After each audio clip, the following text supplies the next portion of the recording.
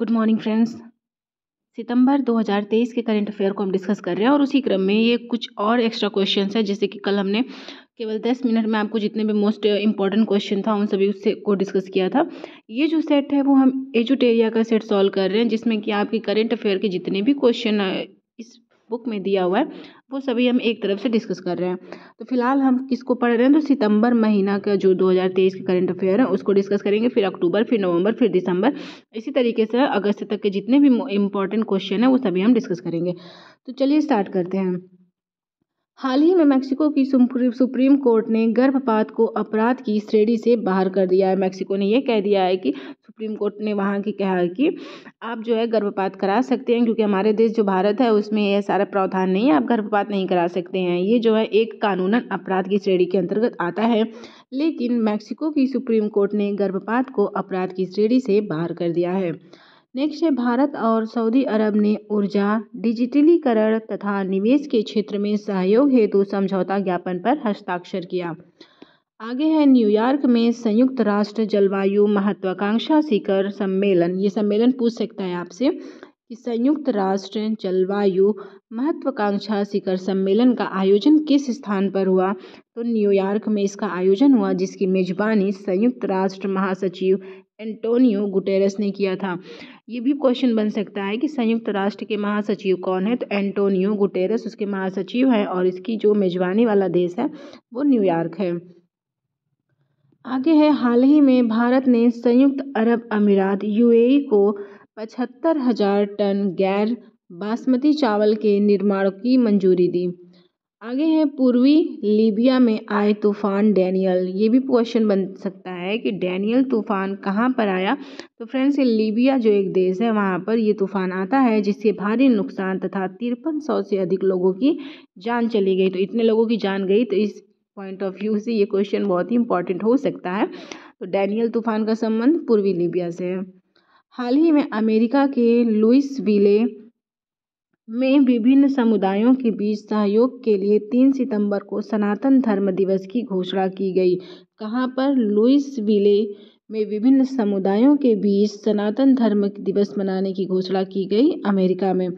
12वीं आर्थिक और वित्तीय वार्ता के दौरान भारत और यूके के इंफ्रास्ट्रक्चर फाइनेंसिंग ब्रिज की शुरुआत की गई। न्यूयॉर्क में हुई संयुक्त राष्ट्र महासभा के 78वें सत्र के दौरान भारत, इजराइल, अमेरिका तथा यूएई I2U2 समूह ने संयुक्त अंतरिक्ष उद्यम की घोषणा की। I2U2 जो है, ये क्वेश्चन आपके एक बार एग्जाम में पूछा हुआ है कि I2 और U2 जो है ये कहाँ पर इसका आयोजन हुआ था, तो ये 77 वाला जो आयोजन हुआ था उसके बारे में क्वेश्चन पूछा था। तो हो सकता है कि 78वां जो सत्र है इसका भी क्वेश्चन आपसे पूछ दे, तो ये भी न्यूयॉर्क शहर में ही हुआ था। इसमें जो है संयुक्त अंतरिक्ष उद्यम की घोषणा की गई थी। जापान के कपड़ों की कंपनी यूनिक्लो ने भारतीय अभिनेत्री कैटरीना कैफ को अपना ब्रांड एम्बेसडर नियुक्त किया। यूनिक्लो की जो ब्रांड एम्बेसडर है वो कैटरीना कैफ बनी। कनाडा के थिंक टैंक फ्रेजर इंस्टीट्यूट द्वारा जारी रिपोर्ट के अनुसार सिंगापुर दुनिया का सबसे मुक्त अर्थव्यवस्था वाला देश है।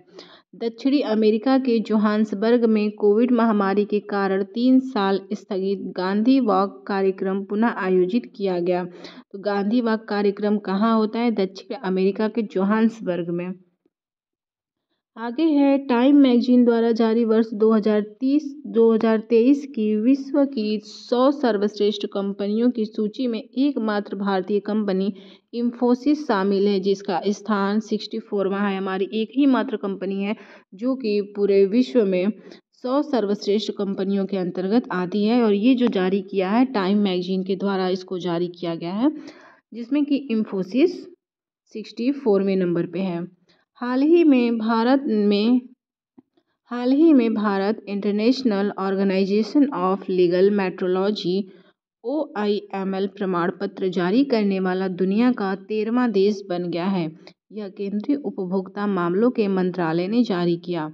आगे है, हवाई द्वीप पर स्थित सक्रिय ज्वालामुखी माउंट किलायू में विस्फोट की घटना हुई। माउंट किलायू कहाँ स्थित है, तो हवाई द्वीप पर स्थित है। यह एक सक्रिय ज्वालामुखी है।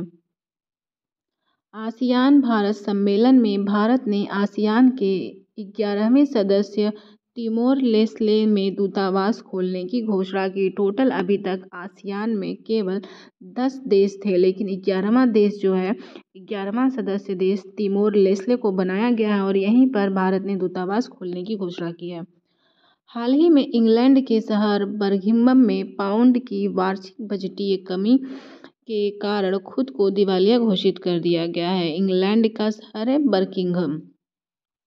9 सितंबर 2023 को इटली के मिलान शहर में celebrating north east India festival का आयोजन किया गया। अमेरिका के न्यू जर्सी में भारत के बाहर दुनिया का सबसे बड़ा हिंदू मंदिर स्वामीनारायण अक्षरधाम मंदिर का निर्माण किया गया। तो ये भी प्रश्न बन सकता है कि हिंदू मंदिर स्वामीनारायण अक्षरधाम मंदिर का निर्माण कहाँ पर किया गया, तो अमेरिका के न्यू जर्सी में किया गया। भारत की अध्यक्षता में हुए G20 सम्मेलन में अफ्रीकी संघ G20 का स्थायी सदस्य बन गया। भारत और अमेरिका ने इलेक्ट्रॉनिक्स के क्षेत्र में व्यापार को $100 अरब तक पहुंचाने के लिए टास्क फोर्स का गठन किया। आगे है, हाल ही में भारतीय प्रतिस्पर्धा आयोग ने विस्तारा एयरलाइंस को एयर इंडिया में विलय करने की मंजूरी दे दी है। यह टाटा समूह का हिस्सा तथा विस्तार में सिंगापुर एयरलाइंस की भी हिस्सेदारी है। हाल ही में जॉर्जिया के गवर्नर ब्रायन केम्प ने अक्टूबर के महीने को हिंदू विरासत माह के रूप में मनाने की घोषणा की। कौन सा महीना? अक्टूबर का महीना हिंदू विरासत माह में मनाने की घोषणा जॉर्जिया के गवर्नर ब्रायन केम्प के द्वारा की गई। ये बहुत इंपॉर्टेंट क्वेश्चन है। यूएई के प्रतिष्ठित कार्यक्रम जायद चैरिटी मैराथन की मेजबानी पहली बार भारत में केरल में 2024 में की जाएगी। आगे है, 1 से 2 सितंबर 2023 को मध्य प्रदेश के ग्वालियर में अंतर्राष्ट्रीय एरोस्पेस सम्मेलन का आयोजन किया गया, जिसका उद्घाटन केंद्रीय मंत्री ज्योतिरादित्य सिंधिया ने किया। यह भारतीय उद्योग परिसंघ तथा नागरिक उड्डयन मंत्रालय द्वारा संयुक्त रूप से आयोजित किया गया। हाल ही में दक्षिणी चीन में टाइफून साओला ने गंभीर तबाही मचाई। कहाँ पर? दक्षिणी चीन में। नेपाल के ललितपुर में काठमांडू कलिंग साहित्य महोत्सव का आयोजन किया गया। इसमें भारत, नेपाल, बांग्लादेश, श्रीलंका और भूटान का साहित्य प्रदर्शन किया गया। हाल ही में पुरातत्वविदों ने दक्षिण अमेरिका देश के पेरू में 3000 साल पुराने कब्र की खोज की।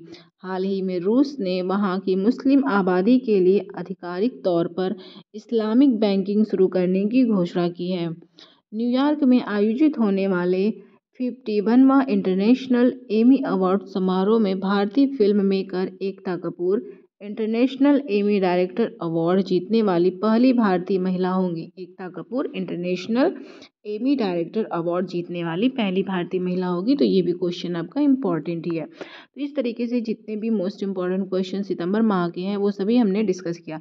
अभी थोड़े क्वेश्चन और बचे हैं, कोशिश करेंगे कि हम उसको भी कवर कर सकें। फिलहाल उसको नेक्स्ट क्लास में कवर करेंगे। तब तक के लिए चैनल को सब्सक्राइब कर दीजिएगा और पूरा कंटेंट देखा करिएगा। ठीक है, मिलते हैं नेक्स्ट क्लास में। Bye bye.